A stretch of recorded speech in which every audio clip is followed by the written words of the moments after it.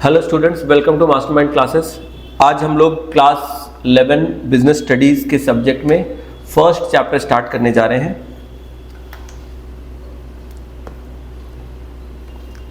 तो ये लेक्चर है क्लास 11 के स्टूडेंट्स के लिए जो लोग सीबीएसई बोर्ड से हैं, और आज हम लोग अपने बिजनेस स्टडीज़ के क्लास में फर्स्ट चैप्टर करेंगे जिसका नाम है nature and purpose of business. ठीक है, नाम से क्या समझ में आ रहा है? इस चैप्टर में हम लोग सीखेंगे कि हम लोग बिजनेस जो करते हैं, बिजनेस का नेचर क्या है और आखिर हम लोग बिजनेस क्यों करते हैं, what is the purpose of doing a business. ठीक है, ये पूरा का पूरा जो हमारा नोट है आप देख सकते हो, ये आप लोगों के लिए स्पेशली डिजाइंड है। पूरे 1 साल हम लोगों ने मेहनत करके ये नोट आपके लिए बनाया है।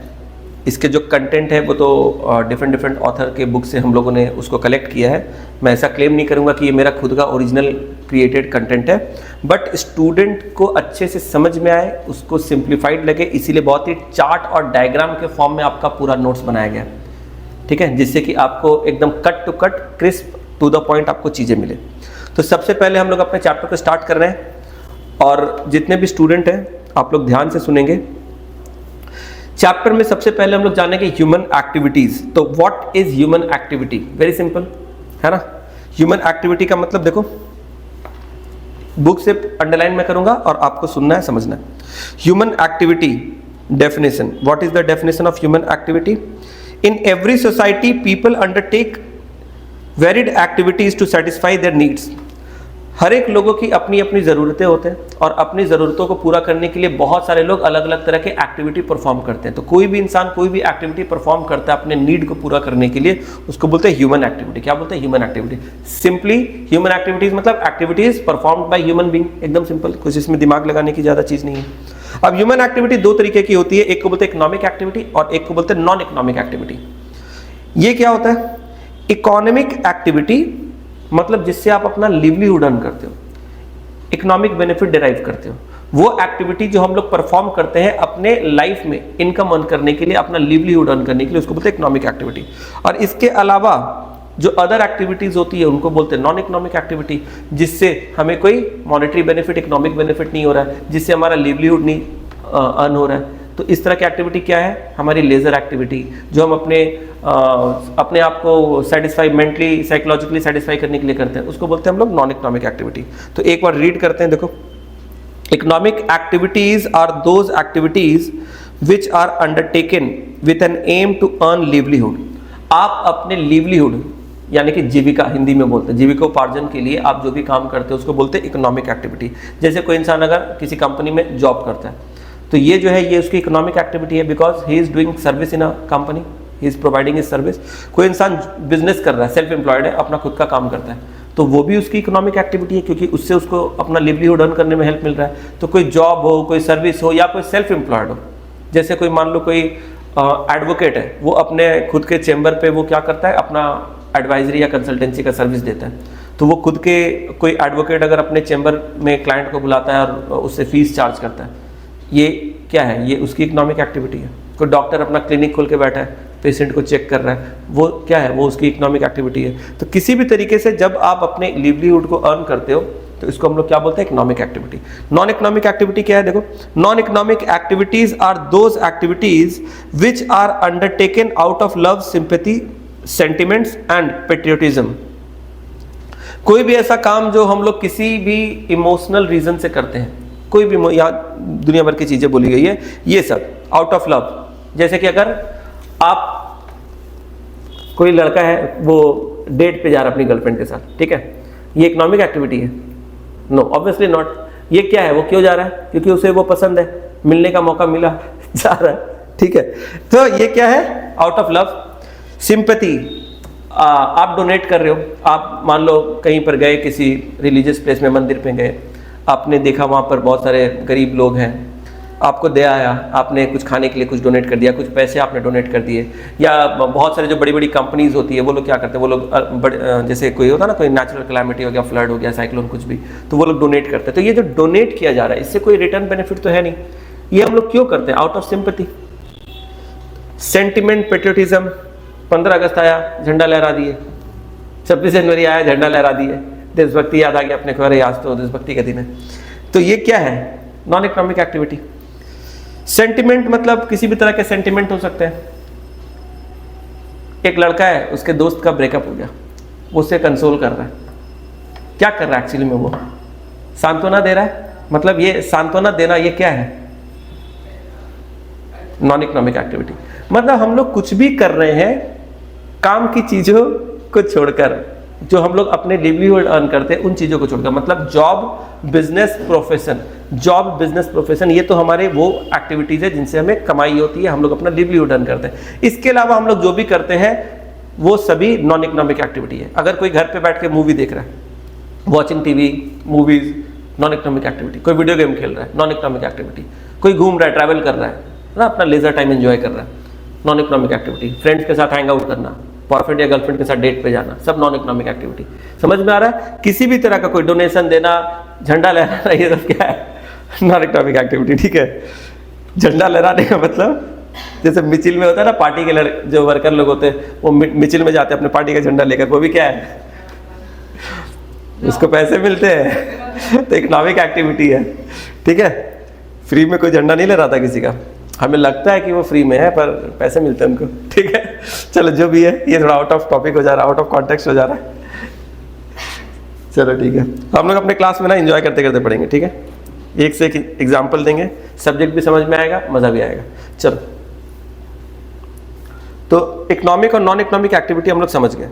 अब देखते हैं क्लासिफिकेशन ऑफ इकोनॉमिक एक्टिविटी। अब नॉन इकोनॉमिक एक्टिविटी में ऐसा कोई डिस्कस करने के लिए तो है नहीं, बस समझ लिए क्या होता है non economic activity, that's enough. Economic activity है, ये मेन है, क्योंकि इकोनॉमिक एक्टिविटी का मतलब जो हम लोग अपने लाइफ में लिवलीहुड अर्न करते हैं उन एक्टिविटी को बोलते हैं इकोनॉमिक एक्टिविटी। तो अब इसको कई तरीके से क्लासिफाई किया गया है, तो अब ध्यान से देखो, classification of economic activities mainly यहां पर 3 तरह के होते हैं। फर्स्ट है बिजनेस। बिजनेस का डेफिनेशन देखो यहां क्या दिया हुआ है। Business refers to an occupation in which people regularly engage in production or purchase of goods for sale or exchange of goods to supply of ये 01 नहीं है, ये टाइपिंग एरर है, ये और होगा। ठीक है, और ठीक है, exchange of goods or supply of services to satisfy the need of other people with a view to earning profit।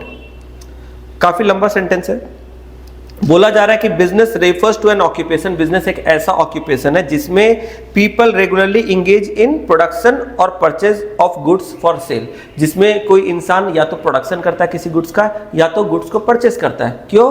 For sale, cell करने के लिए। तो यहां पर एक चीज ध्यान देना, कुछ इंपॉर्टेंट चीजें हैं जो मैं हाईलाइट कर रहा हूं। देखो, business is refers to an occupation in which people regularly engage। कोई काम आपने एक बार किया उसको बिजनेस नहीं बोलते। One time activity is not a business. Business is something which you do on regular basis. समझ में आ रहा है? अच्छा, क्या चीज में आप रेगुलरली इंगेज हो? रेगुलरली इंगेज किस चीज में हो? इन प्रोडक्शन और purchase of goods. In production और परचेज ऑफ गुड, यानी आप गुड्स को या तो परचेज कर रहे हो या तो गुड्स को प्रोड्यूस कर रहे हो। यही तो होता है, हम लोग गुड्स को बनाते हैं या तो खरीदते हैं। जैसे देखो, हम लोग अपने लोकल एरिया में, अपने लोकेलिटी में जितने भी शॉपकीपर्स हैं उसको इमेजिन करो। अपने मोहल्ले में, अपने इलाके में किसी दुकानदार को इमेजिन करो। For example grocery store. तो जब हम लोग किसी ग्रोसरी स्टोर में जाते हैं तो वहाँ पर जो भी चीज़ें मिल रही है, आटा, दाल, चावल, चीनी, जो भी है ना, वो लोग क्या करते हैं? खुद से बनाते हैं या खरीद के लाते हैं? खरीद के लाते हैं। किस लिए लाते हैं खरीद के? कंज्यूम करने के लिए या बेचने के लिए? बेचने के लिए। तो वो लोग खरीद के लाते हैं गुड्स को सेल करने के लिए। तो यही बोल रहा है, purchase of goods for cell. लेकिन कुछ लोग ऐसे भी होते हैं जो बनाते हैं, जैसे कि जो लोकल शॉपकीपर्स हैं वो तो खरीद के लाते हैं, पर जिनसे वो खरीद रहे हैं वो हो सकते हैं खुद से बनाने वाले हो, मैन्युफैक्चरर हो। कोई तो बना रहा है ना गुड्स, समझ में आ रहा है? कहीं तो बन रहा है।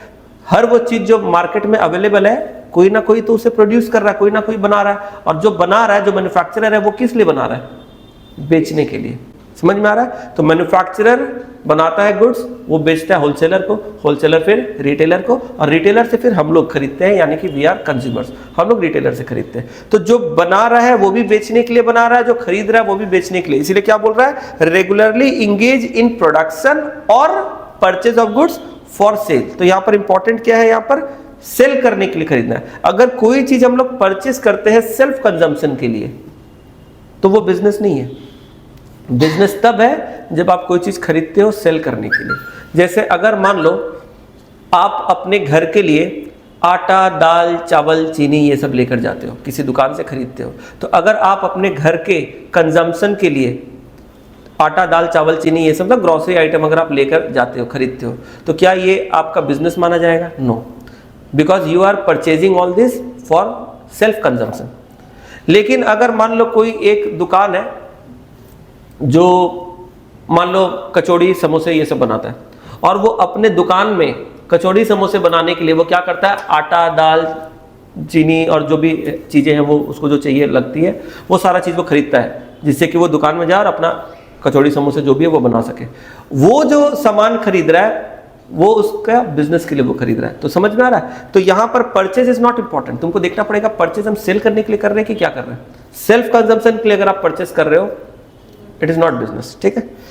अच्छा, और एक्सचेंज ऑफ गुड्स और सप्लाई ऑफ सर्विस। अच्छा, इसमें हम लोग गुड्स को एक्सचेंज करते हैं या तो सर्विस। जैसे अभी मैं जो तुम्हें पढ़ा रहा हूँ it is not goods, it is service. तो मैं सर्विस सप्लाई कर रहा हूँ, एक तरीके से मैं सर्विस प्रोवाइड कर रहा हूँ, ठीक है। तो बिजनेस का मतलब गुड्स का भी बिजनेस हो सकता है, एक्सचेंज ऑफ गुड्स। जैसे अगर कोई इंसान दुकान में कोई सामान बेचता है, कोई प्रोडक्ट बेचता है, तो वो क्या कर रहा है, पैसे ले रहा है, सामान दे रहा है। तो ये जो प्रोडक्ट हम लोग सेल करते हैं, गुड्स जो हम लोग सेल करते हैं, ये क्या है, एक्सचेंज ऑफ गुड्स। तो एक्सचेंज ऑफ गुड्स, अभी मैं जो पढ़ा रहा हूं ये एक्सचेंज ऑफ गुड्स तो है नहीं, ये क्या, एक्सचेंज ऑफ सर्विस। मैं सर्विस प्रोवाइड कर रहा हूं, समझ में आ रहा है? तो ये जो है बिजनेस में दोनों ही कवर होता है, एक्सचेंज ऑफ गुड्स भी बिजनेस है, एक्सचेंज ऑफ सर्विस भी बिजनेस है। To satisfy the need of other people. क्यों कर रहा है ये एक्सचेंज भाई? ये एक्सचेंज हम लोग क्यों कर रहे हैं? To satisfy the need of other people. और मेन मोटिव इसके पीछे क्या है? To view with a view to earning profit. क्योंकि सीधी बात है, इकोनॉमिक एक्टिविटी का मतलब ही होता है इनकम अर्न करना। तो बिजनेस अगर कोई कर रहा है तो किस लिए कर रहा है? उसका अल्टीमेट ऑब्जेक्टिव है प्रॉफिट अर्न करना। तो प्रॉफिट अर्न करने के लिए आप कर रहे हो। एम्प्लॉयमेंट इसका डेफिनेशन क्या है? ये सारा चीज हम लोग ऑलरेडी जानते हैं। एम्प्लॉयमेंट मतलब जॉब। देखो एम्प्लॉयमेंट में क्या बोला जा रहा है? Employment refers to the occupation in which people work for others and get remunerated in return. आप किसी और के लिए काम करते हो, उसके बदले में आपको रेम्यूनरेशन मिलता है, मतलब उसके बदले में आपको वेतन मिलता है, मेहनताना मिलता है, मतलब सैलरी वगैरह मिलता है, ठीक है। तो इसको बोलते हैं हम लोग क्या? एम्प्लॉयमेंट। तो एम्प्लॉयमेंट से भी आप अपना लिवलीहुड अर्न कर रहे हो, तो ये भी क्या है? इकोनॉमिक एक्टिविटी है एक तरह का। अब वापस आओ, प्रोफेशन। प्रोफेशन का डेफिनेशन देखो। प्रोफेशन का मतलब होता है पेशा, है ना। Profession refers to the occupation which requires knowledge and skill of expert nature in specific field. Profession एक पेशा है जो किसी पर्टिकुलर स्पेसिफिक फील्ड में स्पेशल नॉलेज और स्किल डिमांड करता है। यानी प्रोफेशनल कोई भी नहीं बन सकता। In order to become professional in any field, you have to have high level of knowledge and skill. आपके पास जैसे कोई डॉक्टर है तो he is a professional doctor. कैसे? उसने कई सालों तक स्टडीज की है, काफी नॉलेज अक्वायर किया है ना, उसके पास स्किल है। जैसे कोई सर्जन है, कोई कुछ है, तो ये एक स्किल है। सर्जरी वो कर रहा है, ऐसे नहीं कोई भी आके सर्जरी कर लेगा। समझ में आ रहा है? तो आज जो वो लोगों को ट्रीट करता है, किसी को ऑपरेट कर रहा है, सर्जरी कर रहा है, ये सब के लिए उन्होंने स्पेशल नॉलेज और स्किल को अक्वायर किया है। कोई एडवोकेट है जो कोर्ट ऑफ लॉ में किसी मैटर को, लीगल मैटर को वो डील कर रहा है, इसके लिए उसने स्पेशल नॉलेज अक्वायर किया है, स्किल अक्वायर किया है। समझ में आ रहा है? तो ये जितने भी प्रोफेशन होते हैं, डॉक्टर, लॉयर, इंजीनियर, कोई भी, या टीचर, ये सब के लिए भी आपको नॉलेज या स्किल अक्वायर करना पड़ता है। तो बिजनेस मतलब खुद का काम, एम्प्लॉयमेंट मतलब किसी और के लिए आप काम कर रहे हो, प्रोफेशन मतलब आपने बहुत मेहनत से नॉलेज और स्किल एक्वायर किया और उससे आप लोगों को सर्व कर रहे हो, ठीक है। प्रोफेशन में भी एक तरह से आप सर्व कर रहे हो, लेकिन ये आपका खुद का मेहनत और नॉलेज और स्किल से आप कर रहे हो, ठीक है। फीचर्स ऑफ बिजनेस देख रहे हो, कितना डिजाइनर कलरफुल नोट्स बनाए हैं। Features of business. बिजनेस कैसा होता है? फीचर का मतलब आखिर होता कैसा बिजनेस? तो an economic activity as it is undertaken with the object of earning money or livelihood and not because of love, affection, sympathy or any other sentimental reason। बोल रहा बिजनेस जो है ये हम लोग क्यों करते हैं, इसके पीछे का ऑब्जेक्ट क्या है, with the object of earning money और livelihood, यानी बिजनेस हम लोग करते हैं पैसा कमाने के लिए, प्रॉफिट कमाने के लिए, अपना लिवलीहुड अर्न करने के लिए। ये बिजनेस का फर्स्ट फीचर है। तो what is the first feature of business? We do business in order to earn profit, that is why it is economic activity. हम लोग सेंटिमेंटल होके out of love and affection हम लोग business नहीं start करते हैं। समझ में आ रहा है? ऐसा नहीं कोई बोला कि चल ना कर लेना, तुझको दोस्ती का कसम तू बिजनेस कर ले। किसी का दोस्ती यारी किसी का बोलने से थोड़ी कर लेंगे बिजनेस। इमोशनल होके सेंटिमेंटल होके थोड़ी कर लेंगे। कोई बोला बाबू सोना बिजनेस कर लो ना, थोड़ी कर लेंगे बिजनेस। अरे बिजनेस में पैसा लगाना पड़ता है, मेहनत करना पड़ता है, उसके लिए बहुत नॉलेज आइडिया चाहिए, रिस्क उठाना पड़ता है। ये किसी दोस्त के बोलने से, बॉयफ्रेंड गर्लफ्रेंड के बोलने से करने का चीज नहीं है। समझ में आ रहा है? तो यही चीज यहाँ पर बोल रहा है, ये सेंटिमेंटल रीजन और सिंपैथी और ये सब चीजें नहीं किया जाता है। आगे क्या बोल रहा है सेकंड देखो, प्रोडक्शन और procurement of goods and services as the goods must be available with the business either through production और procurement before goods are offered to people for consumption. यानी कि बिजनेस में हमें क्या करना पड़ता है, बिजनेस में या तो हमें प्रोडक्शन और procurement of goods and services करना पड़ता है। यानी कोई भी बिजनेस अगर आप करोगे तो सेकंड फीचर जो है, सेकंड फीचर क्या है बिजनेस का, you have to produce goods और you have to procure goods. खुद से या तो आपको कोई गुड्स बनाना पड़ेगा या तो कहीं से आपको अरेंज करना पड़ेगा, लाना पड़ेगा, खरीदना पड़ेगा। समझ में आ रहा है? तो आप जो बिजनेस कर रहे हो उसमें आप अपने कस्टमर को गुड्स या सर्विस कैसे दोगे? या तो खुद से प्रोड्यूस करोगे या तो कहीं से लेकर आओगे, तभी तो होगा ना। समझ में आ रहा है? चलो, तो यही बोल रहा है कि second feature of business, production और procurement of goods and services as they must be available with the business either through production और procurement before they are offered to people for consumption. यानी कि लोगों को कंजम्पशन के लिए offer करने के पहले, लोगों को कंजम्पशन के लिए ऑफर करने के पहले आपके पास वो चीज होना चाहिए। आप प्रोड्यूस करो या प्रोक्योर करो, ठीक है। देखो आगे एक बहुत अच्छा चीज बोल रहा है, ऑल्सो अ बिजनेस में provide services like banking and insurance. Business में सर्विस भी ऑफर किया। अभी ऊपर भी हम लोग पढ़े कि बिजनेस का मतलब सिर्फ गुड्स का एक्सचेंज नहीं होता, सर्विस का एक्सचेंज भी। जैसे अभी क्या चीज का एक्सचेंज हो रहा है? सर्विस। तो कोई सर्विस प्रोवाइडर है वो भी तो एक बिजनेस ही कर रहा है ना। समझ में आ रहा है? अब जैसे कोई सैलून है, ठीक है, वहां पर आप जा रहे हो, अलग अलग सर्विसेज वहां पर आपको मिल रही है, तो वो भी तो एक बिजनेस है कि नहीं? तो इसी तरीके से यहाँ पर बोल रहा है जैसे कि कोई बैंकिंग कंपनी है, जैसे मान लो कि HDFC बैंक है, ICICI बैंक है, तो ये जो बैंक है, या फिर इंश्योरेंस, जैसे कोई इंश्योरेंस मान लो LIC हो गया या स्टार हेल्थ है या कुछ भी है, तो ये इंश्योरेंस की जो कंपनीज होती है, बैंकिंग कंपनी होती है, ये भी तो एक तरह का बिजनेस ही चला रहे हैं, बट सर्विस का बिजनेस कर रहे हैं लोग, ठीक है। तो अब देखो थर्ड फीचर क्या बोला जा रहा है, सेल और exchange of goods and services for the satisfaction of human needs either directly और indirectly for the value and not for personal consumption. बोल रहा है कि आपको सेल या एक्सचेंज करना है गुड्स एंड सर्विसेज का।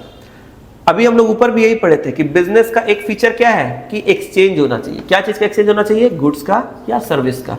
क्यों होना चाहिए? फॉर वैल्यू, मतलब ऐसे नहीं कि फ्री में चैरिटी कर रहे हैं, कुछ आपको उससे बेनिफिट मिलना चाहिए। For the satisfaction of human needs either directly या इनडायरेक्टली ह्यूमन नीड्स को सेटिस्फाई करना है, जिस चीज का लोगों को जरूरत है, जिससे उसका नीड या वांट सेटिस्फाई रहे वो करना है। And not for personal consumption. Personal consumption के लिए अगर कोई चीज आप एक्सचेंज कर रहे हो, गुड्स या सर्विस, तो फिर ये क्या है? बिजनेस नहीं है। पर्सनल कंजम्पशन के लिए नहीं, किसके लिए? सेल करने के लिए, वैल्यू ड्राइव करनी है। वैल्यू ड्राइव मतलब बेनिफिट ड्राइव करने के लिए, ठीक है। आगे देखो, dealings in goods and services on a regular basis and not merely one single transaction of sale और purchase. One single transaction of sale and purchase को हम लोग बिजनेस नहीं बोलते। रेगुलर, अभी ऊपर भी पढ़े थे ना, रेगुलर बेसिस, फ्रीक्वेंट बेसिस। तो business has to be in continuation. समझ में आ रहा है? ऐसा नहीं कि एक बार कोई ट्रांजैक्शन कर लिया और वो बिजनेस हो गया। मान लो तुम्हारे घर पे पापा ने तुम्हें साइकिल ला कर दिया था बचपन में, और अभी तुम बड़े हो गए हो तो वो साइकिल अब छोटा हो रहा है तुम्हारे हिसाब से, ठीक है। अब तुमको लग रहा है कि नहीं, अब ये पुराना वाला साइकिल है, इसको काम करते हैं, किसी को बेच देते हैं। पड़ोस में जो शुक्ला जी है, उनका जो बच्चा है वो अभी छोटा है, तो उनको दे देते हैं कम में, वैसे भी मेरे से मांग मांग के बार बार लेके जाता है वो, तो उसको ही दे देते हैं कि भाई तू रख ले। ठीक है, और अपने क्या करेंगे, एक नया साइकिल बड़ा वाला ले लेंगे जो अपने हिसाब से, अपने एज के हिसाब से वो ठीक रहेगा। तो आपने अपने बचपन का साइकिल क्या किया, अपने पड़ोसी को मान लो कुछ अमाउंट में सेल कर दिया, 2000 में आपने सेल कर दिया, बोलोगे हम तो बिजनेस किए, आई एम ए बिजनेसमैन। तो एक कोई ट्रांजैक्शन करके आप बिजनेसमैन बन जाओगे। तो वन टाइम परचेज और sale is not a business. अगर आपका साइकिल का दुकान है, आप साइकिल खरीद के लेके आ रहे हो, उसको कस्टमर को बेच रहे हो, then it is a business. समझ में आ रहा है? तो यहां पर वही बोल रहा है, dealings in goods and services on regular basis, ये भी एक फीचर है, बिजनेस का फीचर है, रेगुलर होना चाहिए। फिर क्या है, profit earning as it is essential for survival, growth and expansion of business. यानी नेक्स्ट फीचर क्या है बिजनेस का, प्रॉफिट अर्निंग। आपको प्रॉफिट अर्न करना पड़ेगा, ये मेन पॉइंट है, ठीक है। क्योंकि अगर आप बिजनेस कर रहे हो और प्रॉफिट ही नहीं कमा रहे हो तो फिर आप बिजनेस क्यों ही कर रहे हो? तो ultimate motive behind any business is to earn profit, is to make money, ठीक है। तो आप प्रॉफिट के लिए बिजनेस कर रहे हो। प्रॉफिट अर्निंग जो है क्यों जरूरी है? For survival, growth and expansion. Business को पहले जब स्टार्ट करते हैं तो पहले उसको सर्वाइव कराना पड़ता है कि पहले वो मार्केट में टिके, है ना। फिर जब वो थोड़ा सा टिक जाता है, थोड़ा ठीक ठाक चलने लगता है, तो फिर उसको अब ग्रोथ करते हैं कि चलो अब थोड़ा सा ज़्यादा उसको बड़ा करते हैं। जब बड़ा हो जाता है तो फिर हम लोग उसको एक्सपैंड करते हैं, नए नए शहर में, नए नए कंट्रीज में उसका ब्रांचेस ओपन करते हैं। तो ग्रोथ, सर्वाइवल और एक्सपेंशन सभी के लिए प्रॉफिट तो होना ही चाहिए। Last, uncertainty of return as business environment is always changing and may increase risk of business। बोल रहा है बिजनेस का एक और फीचर है, क्या फीचर है? अनसर्टेनिटी ऑफ रिटर्न, कि बिजनेस में कोई रिटर्न जो आएगा वो पहले से आपको पता नहीं है, इट इज वेरी अनसर्टेन। जैसे जब आप जॉब करते हो और आपको किसी कंपनी में एम्प्लॉयमेंट अपॉर्चुनिटी मिलती है तो वहां पर आपको एक अपॉइंटमेंट लेटर या ऑफर लेटर मिलता है, पहले से उसमें लिखा रहता है आपकी सैलरी क्या होगी, है ना। तो when you do a job you know what you are going to get. हाँ, महीने का मेरे को 50,000 लाख रुपया जो भी मिलेगा आपको पता है, कंपनी ने आपको बताया कि आपको मैं इतना रुपए सैलरी दूंगा, और इसके बाद ही फिर आप उस जॉब को एक्सेप्ट करते हो। लेकिन बिजनेस जब आप करते हो आपको नहीं पता मेरे को क्या मिलेगा, कितना मिलेगा, या मिलेगा भी कि नहीं मिलेगा, ये सब कुछ नहीं पता। मतलब यहाँ पर अनसर्टेनिटी ऑफ रिटर्न है। तो ये भी एक फीचर है, अनसर्टेनिटी ऑफ रिटर्न। तो बिजनेस का फीचर पढ़ लिया। आखिर क्यों करते हैं business? What is the objective of business? तो बिजनेस क्यों करते हैं, देखो यहाँ पर, since a business has to balance a number of needs and goals, it requires multiple objectives which are specific in every area and sphere of business। बोल रहे हैं कि बिजनेस में बहुत तरह के रीजंस हो सकते हैं, अलग अलग पर्पस हो सकते हैं बिजनेस करने के पीछे। तो बिजनेस का जो ऑब्जेक्टिव है वो काफी स्पेसिफिक हो सकता है और बिजनेस के हर एक स्पेयर से रिलेटेड, मतलब हर एक एरिया से रिलेटेड हो सकता है, ठीक है। तो यहां पर एक गोल होगा ऐसा कोई जरूरी नहीं है, मल्टीपल ऑब्जेक्टिव हो सकते हैं, ठीक है। बिजनेस के कई सारे मल्टीपल ऑब्जेक्टिव हो सकते हैं। अब यहां पर नीचे दिया हुआ देखो, profit maximisation as an objective of business. Business का सबसे मेन ऑब्जेक्टिव है प्रॉफिट को मैक्सिमाइज करना, ज्यादा से ज्यादा प्रॉफिट अगर पॉसिबल हो सके तो कमाना, ठीक है।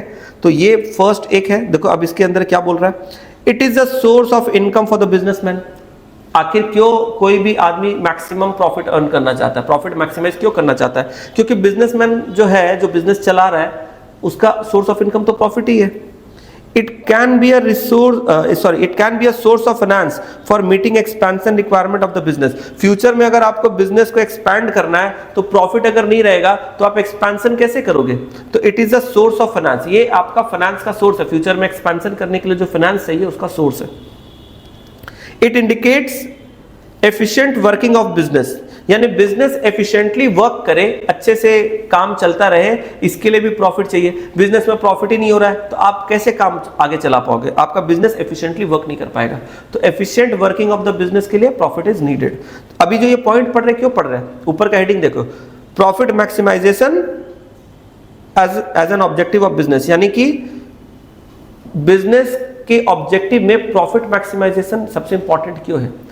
Why profit maximization is the objective of business? Why profit maximization is the objective of business? 3 point पढ़ लिए। Fourth point, it can be taken as society's approval of the utility of business। इसका मतलब बताओ तो जरा।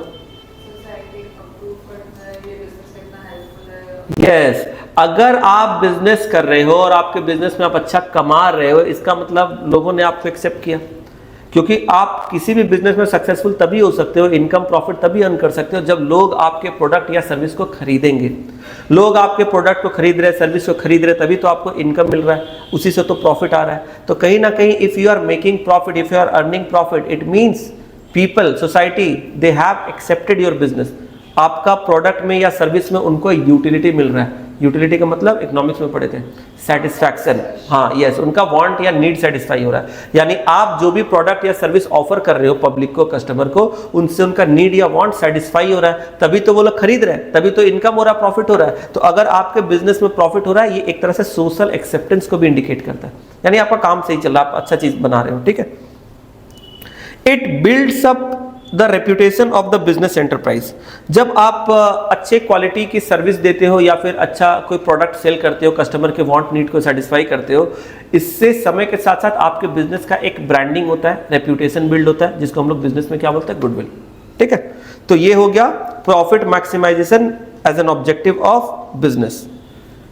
ठीक है, इसके अलावा और भी बहुत सारे अदर ऑब्जेक्टिव्स भी होते हैं, जिसको बोलते हैं मल्टीपल ऑब्जेक्टिव्स ऑफ बिजनेस।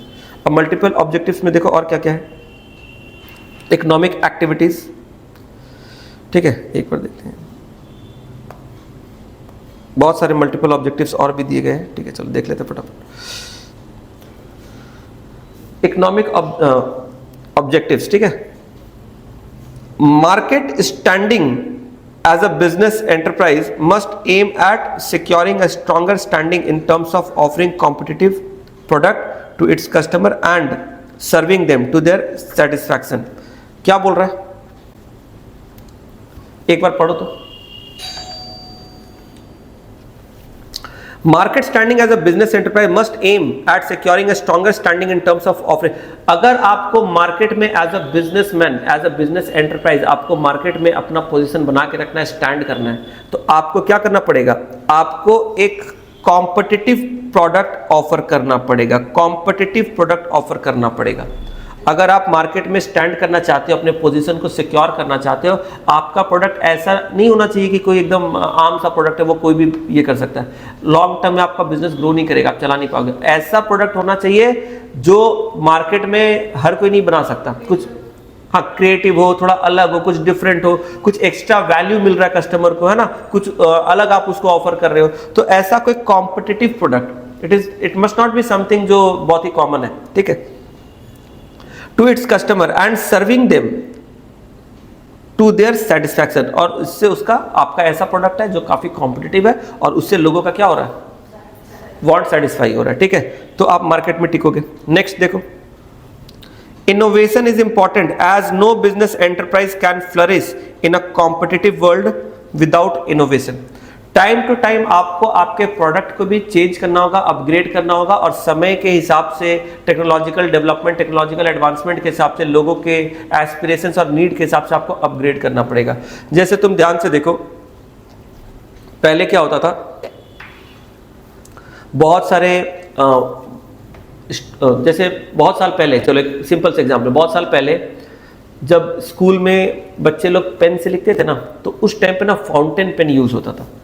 तो फाउंटेन पेन में क्या होता था कि इंक अलग से आपको डालना पड़ता था, एक ड्रॉपर होता था, उसमें इंक का एक पॉट आता था, इंक पॉट से आप इंक लेते थे और ड्रॉपर के हेल्प से आप पेन में डालते थे और उस फाउंटेन पेन से लिखा करते हैं। हम लोग बचपन में यूज़ किए हैं उसको, ठीक है, मतलब बहुत पहले का बात बता रहे हैं, समझ में आ रहा है, तो लिखते थे।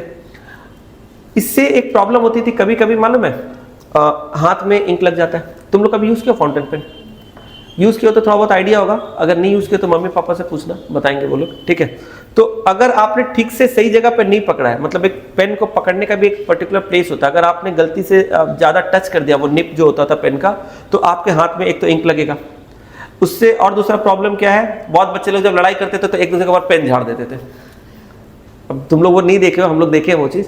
तो बचपन में जब वो फाउंटेन पेन चला करता था ना, तो बहुत लोग क्या करते थे, लड़ाई झगड़ा हुआ, तुम मेरे साथ ऐसा किया, तुम मेरे से कैसे, दो बच्चे के बीच में झगड़ा हुआ, सबने अपना पेन निकाला, एक दूसरे के ऊपर झाड़ दिया, पूरा यूनिफॉर्म में क्या हो गया, इंक का दाग लग गया। तीसरा चीज़ क्या होता था, जब आप किसी कॉपी वगैरह में लिखते हो तो गलती से कुछ पानी वगैरह गिर गया गलती से, तो पूरा वो फैल, आपकी जो लिखावट है, जो आपने लिखा वो सब पूरा बर्बाद, क्या पता नहीं चल रहा क्या हुआ। तो ये सब लूपहोल्स थे। तो अब उस समय वो चल रहा था, लेकिन जो कंपनीज जो बना रही थी उन्होंने सोचा कि कुछ ऐसा बनाते हैं जिसमें ये सारे प्रॉब्लम्स ना हो, हाथ में इंक ना लगे, बच्चे झाड़ के किसी का यूनिफॉर्म खराब ना कर सके, या पानी से वो फैले नहीं। और इस तरीके से उन्होंने बनाया क्या, जेल पेन। क्योंकि पहले बॉल पेन तो चलती थी, ठीक है, और इंक जो होता था, इंक पेन जो होता था वो इंक फाउंटेन पेन चलता था। तो यहां पर बन के आया जेल पेन। जेल पेन का जो टेक्सचर होता है, जो देखने में जो लुक होता है ना, वो ऑलमोस्ट वो जैसा लगता है कि वो फाउंटेन पेन से लिखा गया है। बॉल पेन तो अलग ही होता है, बॉल पेन में हम लोग जिस तरीके से लिखते हैं उसका जो लुक है, वो टेक्सचर वो अलग है।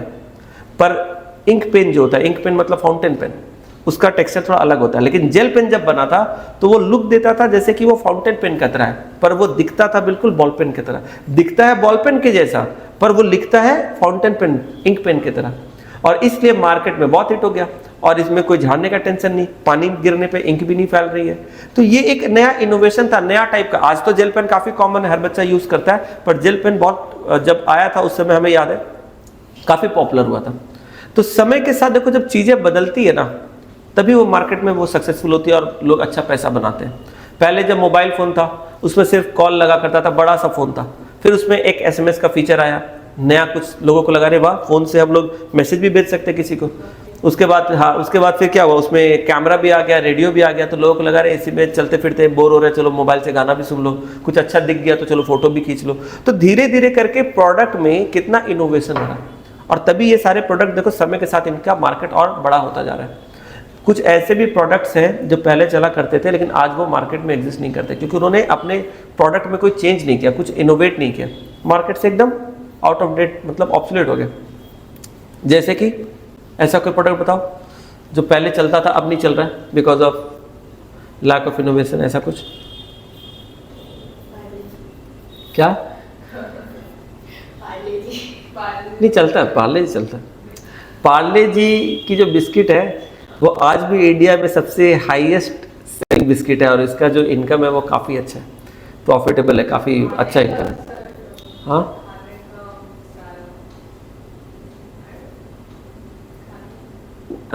अच्छा, एक ब्रांड है HMT, नाम सुने हो?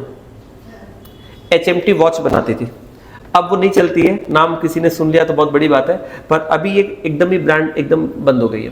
इंडिया की लीडिंग ब्रांड हुआ करती थी एक टाइम पे, आप अपने पेरेंट्स से पूछना वो बताएंगे, मम्मी पापा उनके समय में, मतलब हमें भी याद है हमारे टाइम पे भी, पर हमसे भी पहले जो आपके पेरेंट्स होंगे डेफिनेटली वो लोग और अच्छा बता पाएंगे। HMT इंडिया की one of the leading brand, बहुत ही फेमस ब्रांड हुआ करती थी।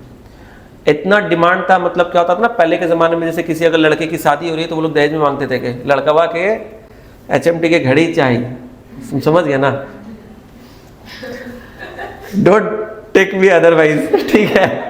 मतलब ऐसा लोग करते थे। गांव ग्राम में जब शादियां होती थी ना, एक एक समय पे एक एक चीजें चला करती थी, तो गांव ग्राम में जब शादियां होती थी तो उस समय तो घड़ी मांगा जाता था, और डिमांड होता था कि HMT का घड़ी चाहिए। मोटरसाइकिल उस समय तो खैर बहुत बड़ी चीज हुआ करती थी, तो मोटरसाइकिल में एक राजदूत ब्रांड आता था, राजदूत का मोटरसाइकिल चाहिए, ये सब डिमांड होते थे। भाई लड़का है इसको राजदूत का साइकिल चाहिए, समझ में आ रहा है? तो एक जमाना, लेकिन आज देखो वो जो ब्रांड है वो सब खत्म हो गया। क्यों खत्म हो गया? क्योंकि इन्होंने समय के साथ चीजों को बदला नहीं। क्वालिटी बहुत अच्छी थी, मतलब जिनके पास HMT की घड़ी होगी ना वो आज भी चल रही होगी, खराब 20, 25, 30 साल तक लोग पहनते रह गए, मतलब खराब नहीं होती पुरानी चीजें, उनका क्वालिटी बहुत दमदार था। लेकिन क्योंकि एक ही तरह का डिजाइन, एक ही वही सिंपल चीज, क्वालिटी जितनी भी दमदार है, लोगों को लग रहा कि ये तो एक टाइम के बाद ना लग रहा कि ये तो पुराना हो गया। Lack of innovation, lack of changes. यहां पर तुम देखो एग्जाम्पल लेते हैं टाइटन का। टाइटन ने क्या किया? टाइटन ने हर तरह के लोगों के लिए अलग अलग तरह के प्रोडक्ट बना दिए। जिनके पास, जैसे कोई बिजनेस क्लास पर्सन है जिसको मीटिंग्स वगैरह में जाना है ना, थोड़ा सा मतलब एकदम सोफिस्टिकेटेड रिच क्लास, हाँ, तो क्लासी लुक चाहिए, तो टाइटन का ब्रांड है, टाइटन पहनो, महंगा वॉच, क्वालिटी प्रोडक्ट, क्वालिटी भी अच्छा है, लुक भी अच्छा, सब कुछ। तो टाइटन के जो वॉच आते हैं वो एक्सपेंसिव आते हैं। किसी को पार्टी वेयर चाहिए, फैंसी, रागा निकाल दिया। किसी को थोड़ा बजट फ्रेंडली चाहिए, सोनाटा निकाल दिया। यूथ है, फैंसी चाहिए, फास्ट ट्रैक निकाल दिया। ये सब क्यों किया? एक ही कंपनी है, इतना सारा अलग अलग ब्रांड से इतना वैरायटी क्यों निकाली? क्योंकि उनको पता है कि मार्केट में जितने लोग हैं सबका डिमांड एक जैसा नहीं है, सभी का साइकोलॉजी, सभी का वांट एक जैसा नहीं है। जो यूथ है उनको तो डिजाइनर चाहिए, कलरफुल चाहिए, ब्राइट, कुछ अलग सा। तो तुम देखो फास्टैग के अगर किसी शोरूम में जाओगे, वहां जितने भी वॉचेस तुमको मिलेंगे वो एकदम अलग अलग कलर के, डिजाइन के, थोड़ा फैंसी स्टाइलिश। तो वो यूथ को, यंग एज के जो बच्चे लोग होते हैं, टीनेजर्स है या जो यंग यूथ है 20s 30s, इन लोगों को काफी पसंद आता है। जो थोड़े से ऑफिस गोअर है, जिनको थोड़ा फॉर्मल सिंपल चाहिए, बजट में भी लेना है, सोनाटा है। प्रीमियम लुक चाहिए, टाइटन है। फैंसी लुक चाहिए, एकदम डायमंड वायमंड जड़ा हुआ, जाओ रागा में चल जाओ, लुटाओ अपने आप को। ठीक है, समझ में आ रहा है? तो हर तरह के लोगों की जरूरत को समझते हुए हर तरह के प्रोडक्ट उन्होंने बनाए, यही तो इनोवेशन है। तो इनोवेशन अगर रहेगा तो ही आपका बिजनेस चलेगा। तो ये नेक्स्ट आपका ऑब्जेक्टिव है। ठीक है, देखो इनोवेशन इज इंपॉर्टेंट। फिर क्या है, देखो productivity of a business should be high in order to ensure continuous survival and growth. Business के कंटिन्यूअस सर्वाइवल के लिए और ग्रोथ के लिए क्या इंपॉर्टेंट है? Productivity of a business should be high. आपको ज्यादा से ज्यादा चीजें बनानी पड़ेंगी, लोगों तक पहुंचानी पड़ेंगी, ताकि लोग आपके प्रोडक्ट के बारे में जाने, अवेयरनेस हो, आपकी क्वालिटी, आपके प्रोडक्ट सर्विस को एक्सपीरियंस करें। विथ टाइम आपका नाम होगा, पॉपुलर होगे, तभी आपका बिजनेस सर्वाइव करेगा मार्केट में और फ्यूचर में ग्रो करेगा। तो सर्वाइवल और ग्रोथ के लिए हाँ वो एडवर्टीजमेंट से भी अवेयरनेस होगा। पर जब हम लोग ऐड जब चलाते हैं और मार्केट में प्रोडक्ट अवेलेबल नहीं हो तो ऐड चला के भी फायदा नहीं है। अब एक चीज़ बता रहे हैं, तुम लोग टीवी में ऐड देखे हो, घड़ी डिटर्जेंट पाउडर देखिए, सब लोग पहले इस्तेमाल करें फिर विश्वास करें। मार्केट में जाकर किसी भी दुकान से पूछो तो है उनके पास, नहीं मिलेंगे। अपने मोहल्ले में जाओ, अगल बगल के जो 2-3 दुकान है, पूछो मेरे को घड़ी डिटर्जेंट पाउडर चाहिए, तुमको नहीं मिलेगा। एडवर्टीजमेंट डेफिनेटली इससे अवेयरनेस फैलता है, लोग जानते हैं प्रोडक्ट के बारे में। लेकिन अगर आपने प्रोडक्ट को बनाया नहीं, सप्लाई नहीं किया, मार्केट तक, कस्टमर तक अवेलेबल नहीं कराया, तो एडवर्टीजमेंट करने से इनकम तो आने का नहीं है और अल्टीमेट ऑब्जेक्टिव तो वो है। तो आपको अपनी प्रोडक्टिविटी पे भी काम करना पड़ेगा। हाँ, तो बहुत पॉपुलर हुआ, पर कंपटीशन की वजह से वो, देखो ये बात तो सच है, कोई भी बिजनेस, किसी भी प्रोडक्ट का हो, किसी भी तरह का बिजनेस हो, बिजनेस हर समय एक स्टेज में नहीं रहता, फेजेस होते हैं। जैसे लाइफ के भी फेजेस होते हैं। हम लोग जब दुनिया में आते हैं तो छोटे बच्चे होते हैं, चलना भी नहीं आता, गोदी में रहते हैं। फिर धीरे धीरे करके हाथ और पैर ऐसे करके चलते हैं हम लोग, बच्चे छोटे जब थोड़ा थोड़ा चलने से 6-8 महीना साल भर होता है। फिर उसके बाद 2 पैर से धीरे धीरे करके चलने सीखते हैं, लेकिन उसमें हमें सपोर्ट चाहिए होता है। मम्मी या पापा हाथ पकड़ के चलाते हैं या दीवार को पकड़ के हम लोग चलते हैं। फिर आराम से चलने लग जाते हैं, फिर दौड़ने लग जाते हैं, फिर हम लोग एकदम बड़े हो जाते हैं। फिर एक उम्र आती है जब वापस से शरीर कमज़ोर होता है, बुढ़ापा आता है, लाठी का सहारा लेना पड़ता है। तो जैसे एक इंसान के लाइफ का अलग अलग फेजेस होता है ना, इसी तरह से बिजनेस का भी एक फेज है। एक टाइम पे बिजनेस जब नया नया स्टार्ट हुआ, कोई जानता नहीं है, पॉपुलर नहीं है, कोई खरीदना नहीं चाहता प्रोडक्ट। फिर धीरे धीरे करके जब नाम होने लगता है, पॉपुलर होने लगता है, तो डिमांड बढ़ जाती है, काफ़ी फेमस हो जाता है। फिर धीरे धीरे करके ना एक टाइम के बाद वो लोग पुराने, मतलब उससे ना यूज्ड टू हो जाते हैं, बोर हो जाते हैं, उनको अब कुछ नयापन चाहिए, कुछ अलग सा चाहिए। तो प्रोडक्ट लाइफ साइकिल हम लोग एक टॉपिक पढ़ते हैं, अभी तो नहीं है हमारे सिलेबस में, पर आता है। जब बिजनेस को पढ़ोगे, मार्केटिंग और ये सब को पढ़ोगे ना, तो एक प्रोडक्ट लाइफ साइकिल होता है। किसी भी प्रोडक्ट का ना एक लाइफ होता है, एक जो लोअर एंड से ऐसे उठता है, फिर ऊपर जाता है, फिर वापस से डाउन होता है। तो लाइफ में भी ऐसा होता है, अप्स एंड डाउन चलता रहता है, फेज होता है लाइफ का। वैसे एक प्रोडक्ट का, बिजनेस का भी एक फेज होता है। कुछ बिजनेसेस जो एक टाइम पे बहुत अच्छी चलती थी, आज वो नहीं है। नोकिया जो मोबाइल फोन के इंडस्ट्री में सबसे लीडिंग ब्रांड, कोई सोचा नहीं होगा कभी जिंदगी में कि नोकिया मार्केट से एकदम आउट हो जाएगा, आज है। तो जो प्लेयर थे, जिनका मोनोपोली था, मतलब एक छत्र राज बोलते ना कि मार्केट में फोन मतलब नोकिया, ऐसा होता था। फोन है तो मतलब नोकिया है, ऐसा। लेकिन आज देखो, तो बिजनेस ऐसे ही है। ठीक है, तो बहुत सारी चीजें चलती रहती है। तो बहुत सारे मल्टीपल ऑब्जेक्टिव्स मैंने यहाँ पर बताए, और भी बहुत सारे यहाँ पर दिए हुए हैं। ठीक है, तो ये खुद से पढ़ लेना। एग्जाम के लिए 5-6 भी कम से कम याद कर लो तो भी काफ़ी है। कितने ऑब्जेक्टिव्स है, ये पॉइंटर फॉर्म में याद करोगे तो चलेगा। बिजनेस स्टडीज में केस स्टडी भी आती है अभी। ठीक है, तो जितने ज़्यादा तुम्हारे कॉन्सेप्ट के ऊपर ग्रिप रहेगा ना, जितना कॉन्सेप्चुअल कमांड तुम्हारा अच्छा रहेगा, उतने ज़्यादा केस स्टडी को भी डील कर पाओगे। केस स्टडी में क्या होता है ना, एक एग्जाम्पल, एक स्टोरी जैसा बना के देंगे और इन्हीं कॉन्सेप्ट के ऊपर वो सब कुछ रहेगा। तो अगर ये सब चीज़ अच्छे से समझ पा रहे हो तो केस स्टडी में तुम आंसर दे पाओगे। ठीक है, तो ये फंडामेंटल कंसेप्ट अपने को यहाँ पर ठीक करके चलना है। बाकी हम लोग एक काम करते हैं, आज के क्लास को एंड करते हैं यहाँ पर। आज का क्लास थोड़ा सा छोटा था। ठीक है, फर्स्ट क्लास है तो ज़्यादा नहीं पढ़ते, थ्योरी है। आज के क्लास में यहाँ पर एंड करते हैं। इसके आगे हम लोग अपने टॉपिक को आगे नेक्स्ट क्लास में कंटिन्यू करेंगे। Thank you so much, bye bye, take care.